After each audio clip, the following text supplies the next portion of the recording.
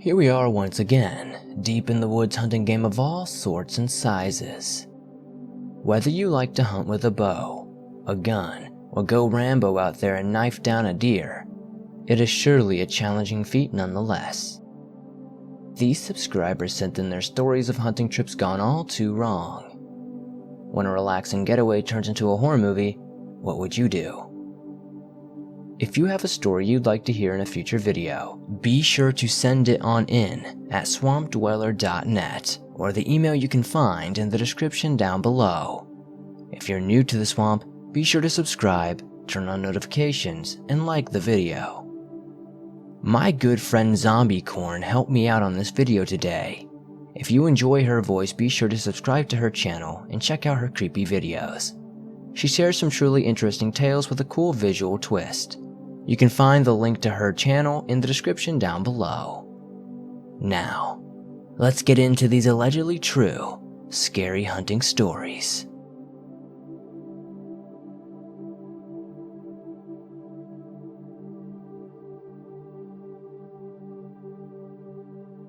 So my father has spent most of his life in the forest. According to my grandmother, it was kinda normal that my father went missing for 2 to 3 days in their local forest at the age of 6. He spent these days walking around, enjoying nature. After my grandmother realized they can't really stop him, it has become a regular thing. This love of nature has stayed with my father for his whole life. He still goes out hunting and camping regularly. I'm telling you this to give y'all some context. He has spent his whole life in nature. He knows every sound and recognizes every animal at a glance. He told me this story for the first time 10 years ago. As a skeptic, I did not pay much attention to it, as I believed it to be a story he came up with to entertain and scare us. I started to take it seriously because of how many times he retold this, and every detail stayed the same. He was visibly nervous during this tale. He is not easily scared, so I felt like I could trust him when he would tell this story, and I can believe it. So one time he spent the night in the forest with his dog, a dachshund trained for hunting. He was walking down a road separating 2 parts of the forest. He then realized that his dog, who walked in front of him, had stopped walking and ran back to my father and sat down behind his legs. Then my father saw that someone is coming from the forest. He believed it was someone on the back of a horse because he only saw the reflection of an eye, but they were too high up to be a walking person. When he realized the eyes were way bigger than a normal human's. He said they were the size of tennis balls, and they were also really far away from each other. He noticed that the creature was looking around because the reflection disappeared and reappeared as if it was turning its head. When the creature saw my father, or at least acknowledged his presence, it fixed its eyes on him and came out from the trees. According to Dad, it was levitating. It was at least 50 centimeters or 20 inches off the ground. It made no sound and was skinny, but was wearing some type of robe or clothing, so there was nothing else to see besides his eyes, which colors appeared to be a mix of red, brown, and gray. He compared it to the Dementor from Harry Potter. The creature did not confront my dad or anything like that. It simply levitated through the path and disappeared into the woods on the other side of the road.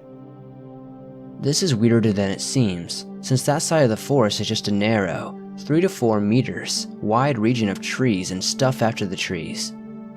There is a concrete fence to separate the forest from a factory. After this encounter, my father turned back because he did not want to risk a second meeting. He spent the rest of the night in a different area. In the morning, he went back to check the trails, but the creature did not leave any signs of his presence. No footprints, nothing at all. My dad still hunts regularly, but that definitely helps him keep on edge when he's out in the woods.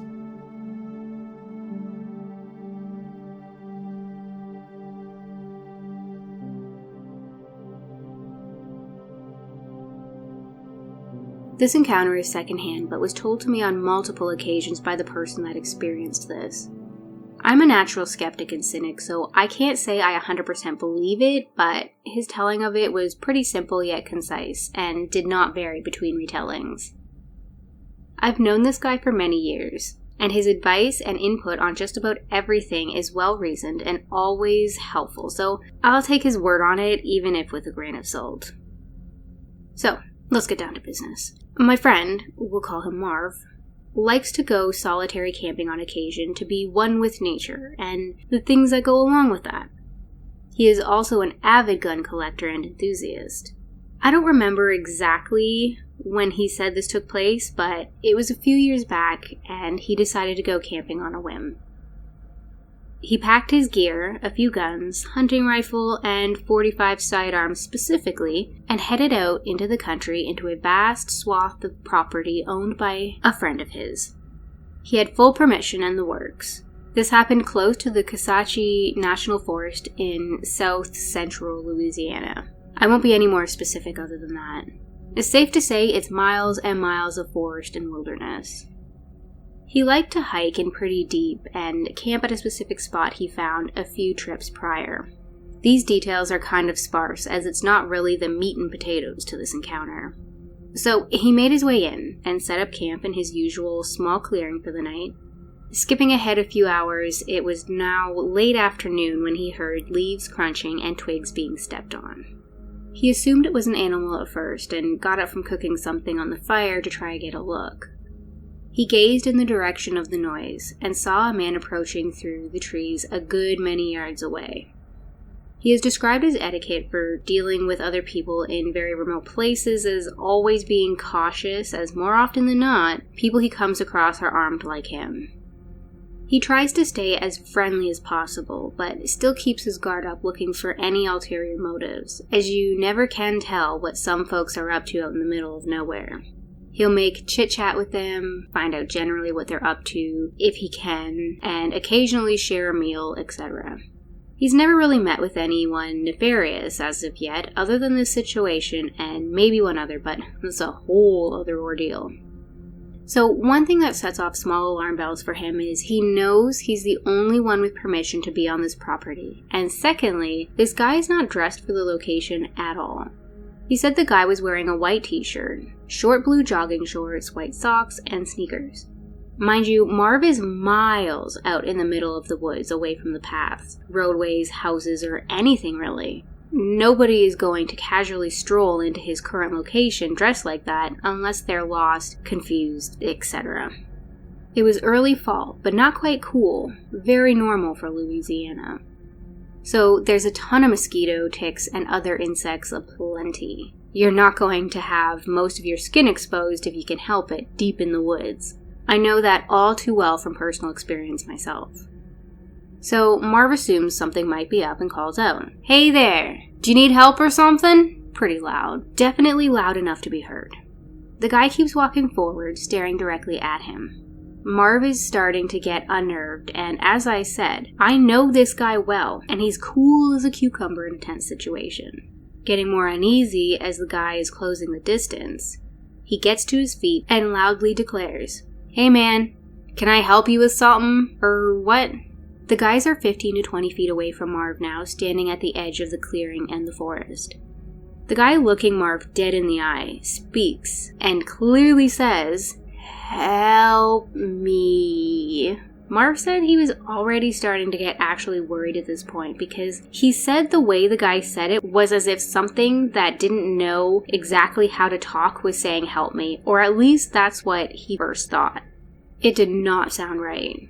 The guy, still unmoving, says, "Help me."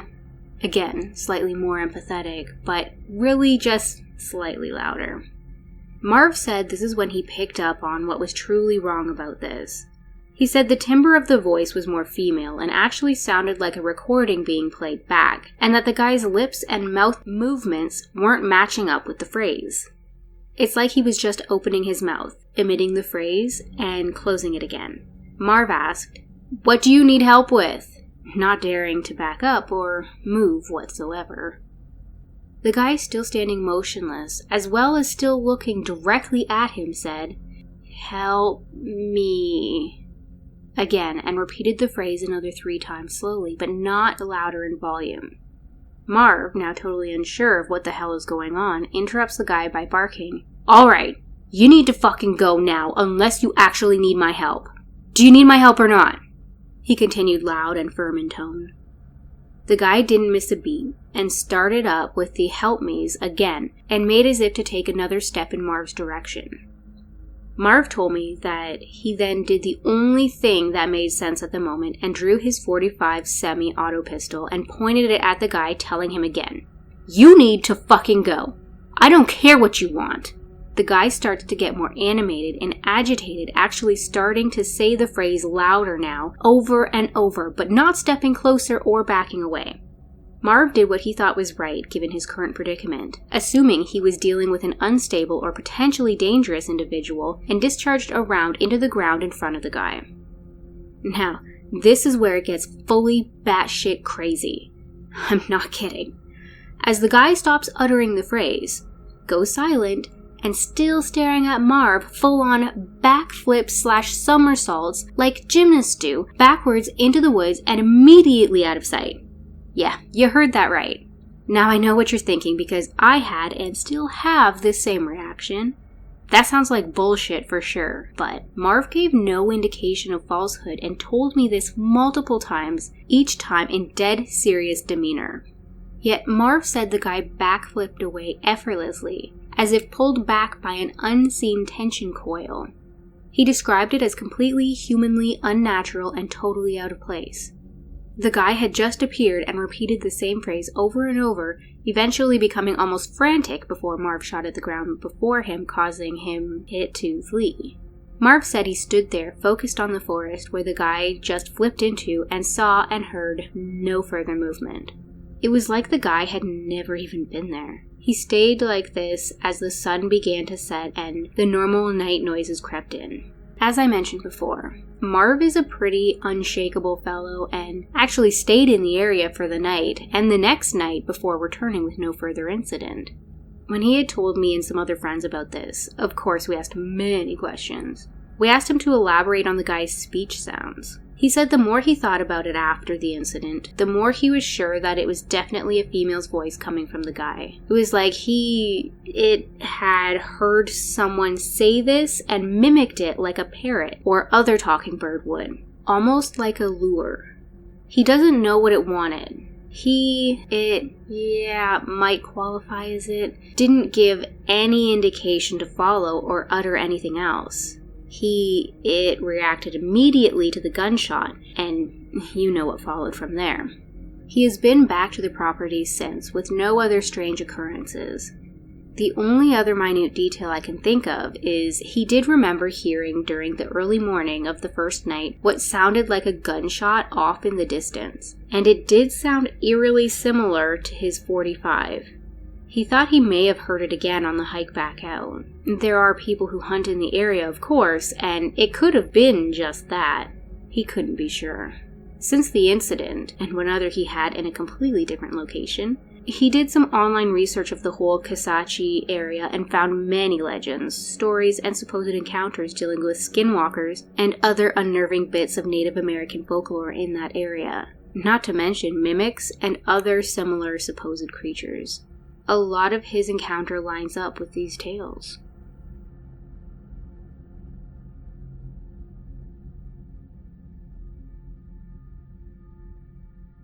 I live in eastern Pennsylvania. My friend and I were hunting coyote at night at about 2 a.m. We were going up an unfamiliar logging trail. We had reached a clearing and eventually ran across a log that lay across the road. We stood up for a moment, talking, when we started hearing a sound. He said it sounded like sticks breaking. I think it sounded like something hitting a dull axe against a log, if I'm honest. The sound was by my estimate 150 yards or so away. I, being the more experienced one, said it was just the wind, but it was extremely irregular. The sound by my estimate was about 150 yards or so away. I, being the more experienced one, said it was just the wind, but it was extremely regular, like one knock every 30 or 45 seconds. It wasn't coinciding with the gust of wind, and it changed location a little bit, but remained in the same area. We also heard the noise a few times off the side of the road in the trees, and it sounded like it was approaching us. as if two separate things were making the noises. We felt uneasy and began to leave. That is when the sound stopped. After we left in my car, he pointed out that the woods became deathly silent while the noise was being made, and I pointed out that it stopped once we left. I remember people saying Bigfoot would break sticks to communicate and warn people. I looked up the noise and it's called tree knocking.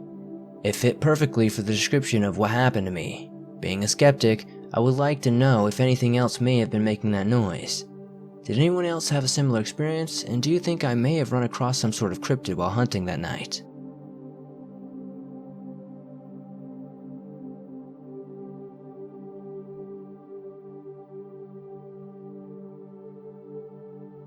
I used to join my dad and his friends to go hunting in Texas in the mid-90s.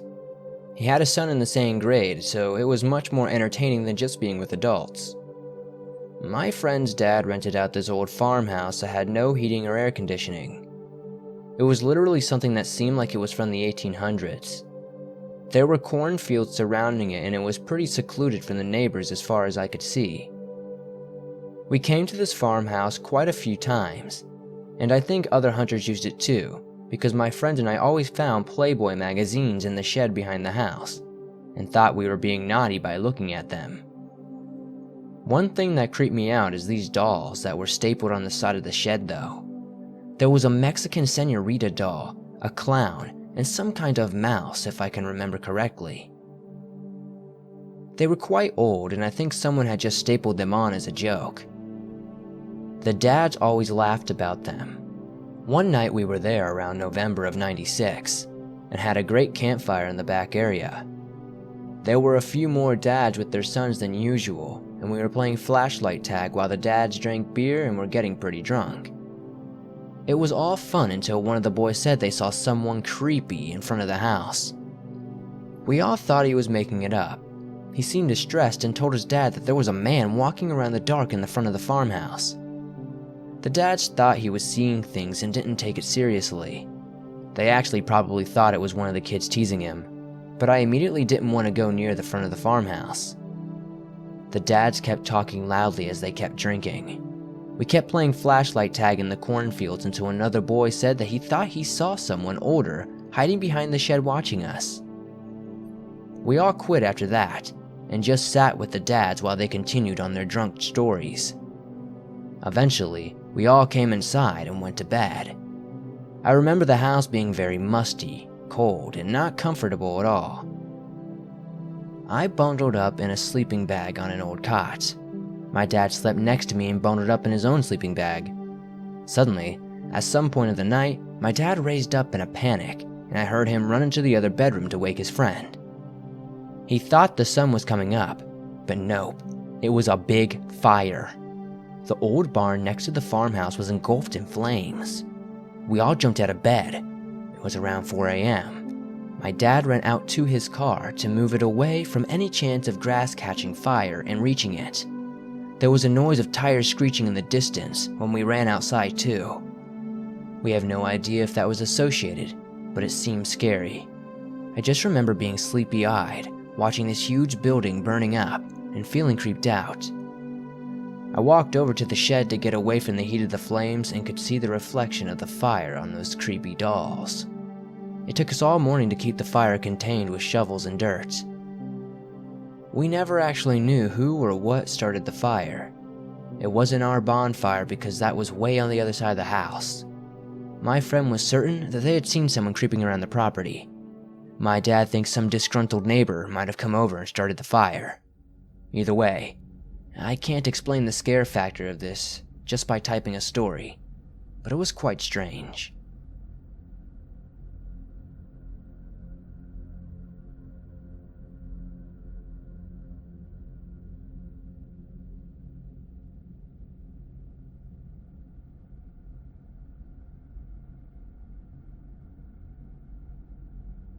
A very quick background. Australia had what was called the Stolen Generation, and they were the children of Australian Aboriginal descent who were removed from their families by the Australian federal and state government. The removals occurred in the period between approximately 1905 and 1969.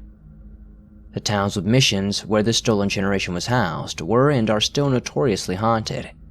And my Nana, who is a part of the stolen generation, has told me many stories that will chill you to the bone. But that's for another time. On to the story. When I was 19 or 20, I worked on the local council in Cartinen, Western Australia, as a front-end loader operator. A lot of work we would do, as expected, was road resurfacing and repair, which meant a lot of gravel being carted to various locations throughout the Shire as required. The Shire owned and leased a gravel pit being cleared section surrounded by bush and scrub of a few hectares, about 40 kilometers southeast of the town, which was absolutely nowhere near anything or anyone. The nearest farmhouse was probably 20 kilometers away, and with only 2 trucks running, it could be over an hour round trip before I was required to be back in the loader, so I used to look around. Nothing exciting other than absolute untouched southwest Australian bush with the occasional animal like rabbits and a fox, with quite a few kangaroos. I was an avid hunter back in those days and never cared about going out alone, as I had grown up on farms and enjoyed stalking kangaroos as they were very twitchy and being with someone usually ended up in too much noise. Because I had a key to the gravel pit through work, I returned in the afternoon and parked my car near the front end loader and collected my rifle, knives, and headed into the bush probably around 4 p.m. Through quiet movement, I moved steadily further into the bush looking for kangaroos, but found none. It wasn't until around 6 p.m. I finally came across something in the clearing. Now, it was near the end of winter, and it was actually getting on dark now, but that didn't really bother me too much as I knew the area, and decided to continue. I crouched at the base of a white gum and shot a nice looking doe, which went down nicely, and the rest scattered as expected. I then walked over and set my rifle and gear against a tree, after which I proceeded to bleed and deal the carcass, which at the time was now dark with a full moon and headlamp. I was still happy enough to carry on though. It was after I had removed the insides that I heard a distinct crack of breaking stick, like you would hear in the movies if someone was sneaking up on someone and got caught. I looked around with the full moon. I could see pretty well, and I saw nothing, so I continued. It was after I heard a second crack that I really started to pay attention, because it certainly wasn't like someone stepped on a twig. It was like someone had gotten a quite large branch, put it on their knee, and broke it just out of range of my sight. After a few seconds of dead silence, I walked a few feet and collected my rifle and loudly cycled the bolt, announcing that I was a hunter, and if you were the same or a farmer, now would be a safest time to own up to prevent getting shot. Nothing. After that silence that rings in your ears that's louder than a train, I returned to the kangaroo and laid my rifle next to it and continued my duties. After a few more minutes, I knew I heard something like it was slowly circling me. As I kneeled there, but was just out of sight in the bush where the moon and headlamp could not reach. I was starting to actually get really scared, but reminded myself that there is nothing like bears or wolves in Australia, and especially where I was in Cartning. There were no dingoes or actually anything that could harm me besides snakes or spiders. I thought it might be an animal attracted to me through either the light I was showing off by my headlamp or the noise I was making, so I decided to shoot my rifle into the air to see if it would scare off. I had a .308, so in no small way was it a small bang as I let one off. After my ears stopped ringing, I found that it was only worsened. The noise walking around me got more and more prevalent, and now seemed like there was more than one, maybe even 3 that were walking around. I then remembered what my Nana said about being alone in the bush in no gear country. She always had a fire because the light scared the mummery away. She always mentioned these mummery men. Not sure what exactly they are, she never really fully explained them. She said that if you ever took food from their land, it would upset them. They would stalk you, so that you had to make sure you offered something from your kill to them, and not a tiny bit either. It had to be genuine. Well, at this point, I was literally crapping myself, so I cut off the kangaroo tail, which is considered the absolute best of the whole animal, and loudly exclaimed that I was very sorry that I came without permission and I offered the best part of the rue. I hoped I would be forgiven and could return home to my family. I swung the rue tail around my head like an Olympic champion hammer thrower and thrived it to miss the white gums and heard it land off in the leaves out of sight. Just like that, it all stopped. I did not mess around and I grabbed the rue's legs and straddled them around my neck before I grabbed my stuff and started heading for the car, which was probably about 15 minutes in a straight line fashion. The whole time I could hear crunches and noises of a few somethings keeping an equal distance from me, the occasional noise right in front of me that would make me stop dead in my tracks and change course. After about an hour, I finally came to the clearing and saw my car, but as I got closer, it only felt like something was watching me more. I chucked the rue in the boot and got in before I nearly cried. When the car started no problem, I was happy when I cleared the windscreen of dew and there was not a monster standing in front of the car. I can tell you, I booked it out of there until I had to stop, unlock the gate and get out. It stayed open that night. To this day, I have never gone back to the same area to hunt, and for every day I was in that pit loading gravel after that, I never went exploring again.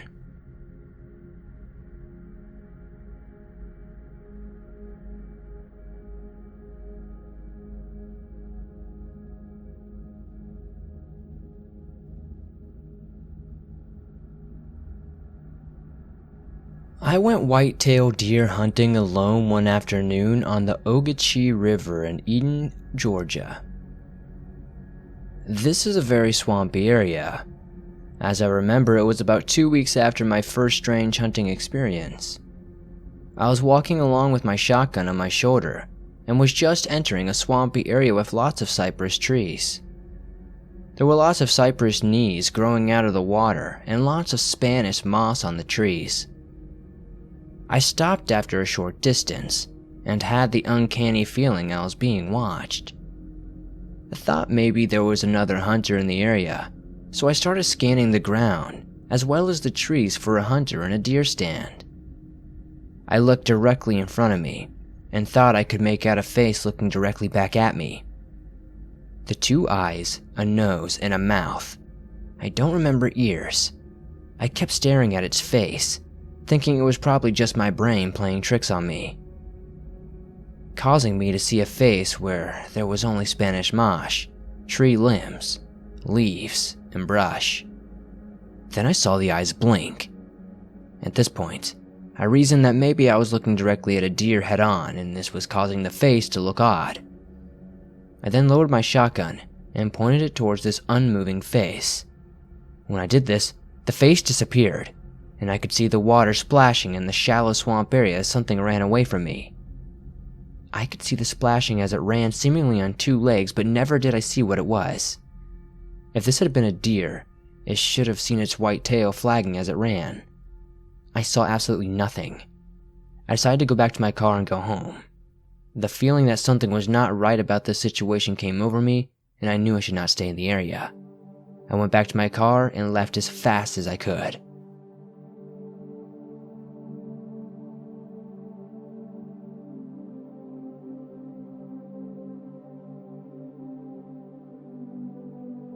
This happened back in November 2017. I was deer hunting on some public land on a lake that is in Oklahoma. The spot that I hunt at is on an old railroad track from the late 1800s to early 1900s before the lake was built. Along the track, you can find remnants of old houses, buildings, wells, and things like that. There's a small creek that runs along the edge of the railroad track. Across the creek is an old town where everything has been demolished in the process of creating the lake. There is even an old abandoned cemetery in the woods near the town. There are not many houses anywhere near where I hunt, just woods for miles, and a few houses on the border of the public land. So now that you know the lay of the land, I will get on to the story. I am a 16-year-old male, and have been hunting basically my whole life, and I've had many strange occurrences happen when hunting, so I don't scare easily. I hunted this particular spot for over 4 years at this point, so I know the area well, and can quietly get to my stand without being noticed by the game. This particular morning, I wanted to be in my spot extra early. I got up about 2 hours before legal shooting time, got my gun and gear, and started to walk to my stand. I had an uneventful walk to the railroad track, but when I got there, I started hearing it. When I got to the track, I had about 400 yards walk ahead of me to my stand.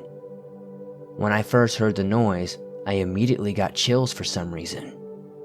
The noise was very loud, like a whistle-type noise, that lasted for about 1.5 seconds and occurred in about 5-second intervals. Guess where the noise was coming from? You'd guessed it, straight from my stand. I stayed where I was for about 5 minutes listening to the sound. At this point, I found that the noise was coming from past my stand.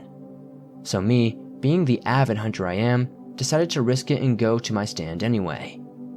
I slowly worked my way up to my stand, stopping every few steps and listening. Then I continued on. Finally, an hour before light, I make it to my stand and climb into it. The noise is still going, even louder now.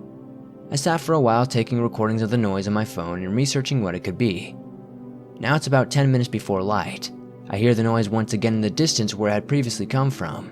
Then I immediately hear the noise on the hilltop less than 100 yards away from me, followed by complete silence.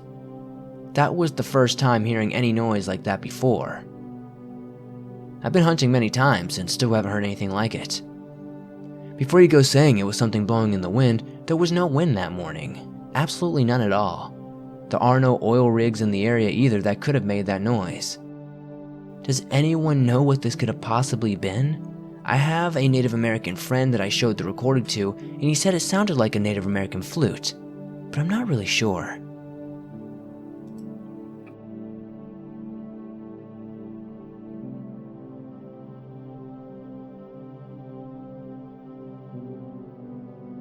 I went squirrel hunting one afternoon with my father and brother. It was a Saturday. We were all off work and did not have to work the next day. I was carrying a 16-gauge bolt-action shotgun that held 3 shells. On this day, I was loaded with number 5 or number 6 squirrel shot. Upon arriving at our hunting location, we decided to split up to hunt alone and meet back at the car later just before dark. We had done this on many occasions in the past. My father would usually get back to the car first and blow the horn. 3 short beeps, so we knew he was ready to go. This particular afternoon, I decided to walk down the railroad tracks and away from them farther than usual. I used to hunt alone a lot and had no fear of the woods. I actually enjoyed the solitude and liked observing nature. I had to jump a 6 to 8 foot watery ditch beside the tracks to get into the woods. It was around 3 p.m. when we arrived at a very pleasant afternoon. Just a little cool, the sun was still quite a bit above the treetops, with very little clouds. This was perfect squirrel hunting conditions, and the timing was right. I had absolutely no ill feelings or misgivings at this point. I knew where I was and I was enjoying the afternoon. I crossed the ditch and stepped into the tree line. I stopped by a small oak to listen to the wind and any animal activity. I heard the wind, birds, and some squirrels barking in the distance. Everything was fine, at first. As I stood there, I began to notice the sky was changing. In a matter of moments, the sky had become an overcast and the humidity had actually increased. There was now a thin, wispy fog at ground level just over the top of the forest ferns that grew in this area. I remember thinking, wow, is it going to rain? What a quick change in the weather. I stood there thinking that we may get wet. I realized that the woods had suddenly become very quiet. I felt as if the atmosphere around me had become heavy and gloomy. I was within half a mile of a paved road and within 2 miles of the Savannah, Georgia airport, but it was so quiet my ears were ringing, and this got me spooked. I remember thinking of just turning around and walking back out of the woods, but we just had gotten there, and I knew my father and brother would not be ready to go. Plus, I would have to explain to them why I had stopped hunting so early. I had started to feel that something was just not right. I had not moved from where I was standing near the tree. This is when I noticed a movement in the ferns about 200 feet in front of me. I thought it may be a possum, squirrel, rabbit, or etc. What really startled me was that this thing started running directly towards me. I could see the ferns moving as it came running in my direction. I could hear footfalls and the fern shaking.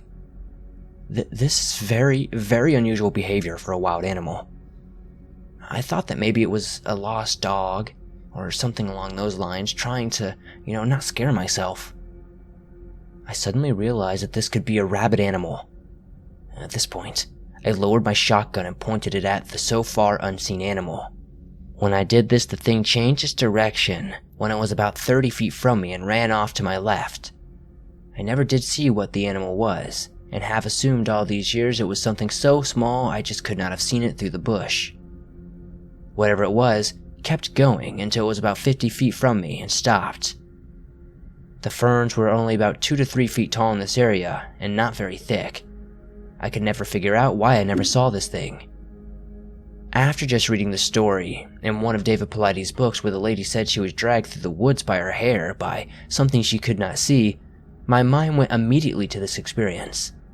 Was this thing running towards me actually bigger than I realized but invisible? Was I simply seeing the ferns move as its legs were pushing them aside as it came toward me? This thought is a little unnerving to me even till today. Also, the fact that this thing turned when I pointed the gun to it seems to suggest that it knew a gun could hurt it.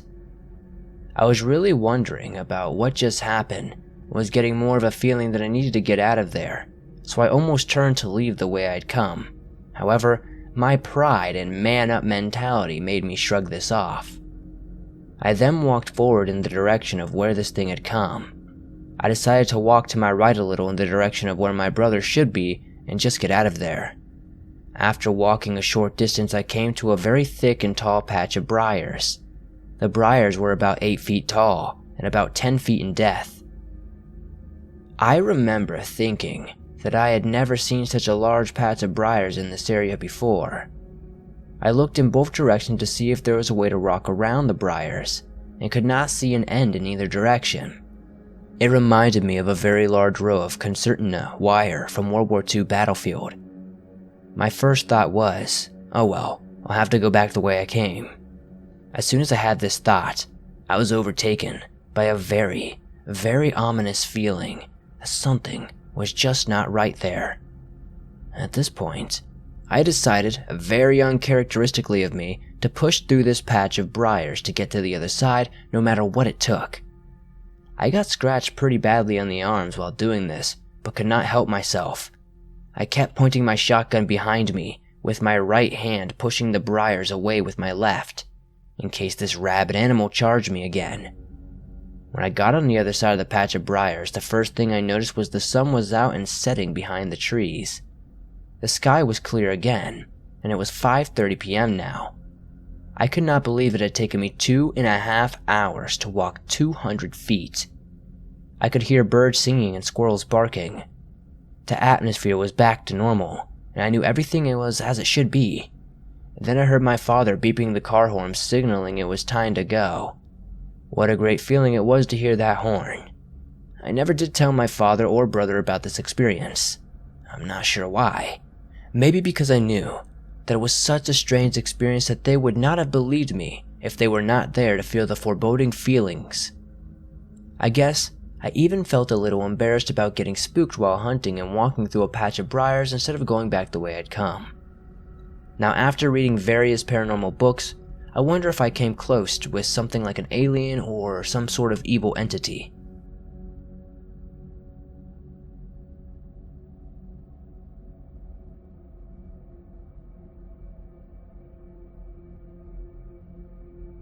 Thanks for watching.